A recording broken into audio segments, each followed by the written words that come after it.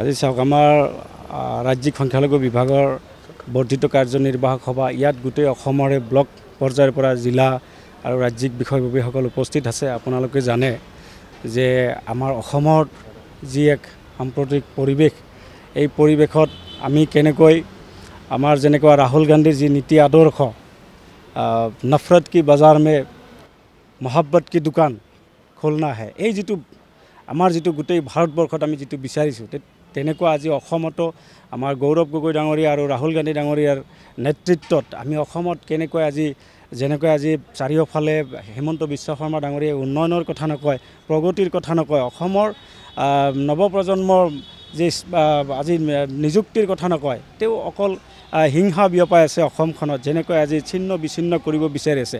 তেওঁ কেতিয়াও আজি টি গাৰ্ডেনেই হওক, বড়োসকলেই হওক, কাৰ্বিসকলৰ কথাই হওক, মুছলমানসকলৰ কথাই হওক, আমাৰ যিখন সংখ্যালঘু মানে অকল মুছলমান নহয়, সংখ্যালঘু জৈন, খ্ৰীষ্টান, বুদ্ধিষ্ট, মুছলমান, আমি এই চাৰিটা কমিউনিটিৰ ইয়াত আমাৰ সকলো মানুহ আমাৰ প্ৰতিনিধি উপস্থিত আছে।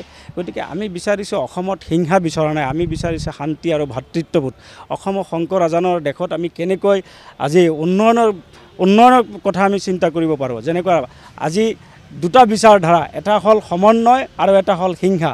গৌৰৱ গগৈ ডাঙৰীয়াৰ নেতৃত্বত অসমত কংগ্ৰেছে সমন্বয়ৰ বাৰ্তা দিব বিচাৰে, অসমখন উন্নয়ন কৰিব বিচাৰে, প্ৰগতিশীল অসম বিচাৰে, আজি যুৱ প্ৰজন্মৰ সংস্থাপন বিচাৰে, আজি বিভিন্ন জাতি জনগোষ্ঠীৰ মাজত শিক্ষা দান কৰিব বিচাৰিছে। গতিকে তেওঁ তেনেকৈ এটা আদৰ্শ আৰু এফালে এটা হিংসা বিয়পোৱা আদৰ্শ। গতিকে অসমৰ ৰাইজে আমি ভাবিছোঁ যে অহা দিনত আমি কেনেকৈ অসমৰ ৰাইজক আমি বচাব পাৰোঁ, অসমৰ বিভিন্ন জাতি জনগোষ্ঠীক কেনেকৈ এই হিংসাৰ পৰা বচাব পাৰোঁ, এনেকুৱা অত্যাচাৰী শাসনৰ পৰা বচাব পাৰোঁ, তাৰ কাৰণে আজি আমি সংখ্যালঘু বিভাগে আজি কিছুমান সিদ্ধান্ত ল'ম।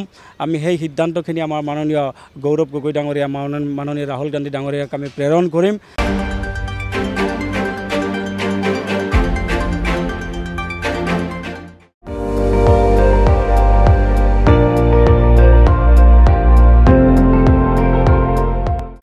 আপুনি চাই আছে ND24, সৰ্বশ্ৰেষ্ঠ নহয়, সৰ্বোত্তমৰ দৌৰ।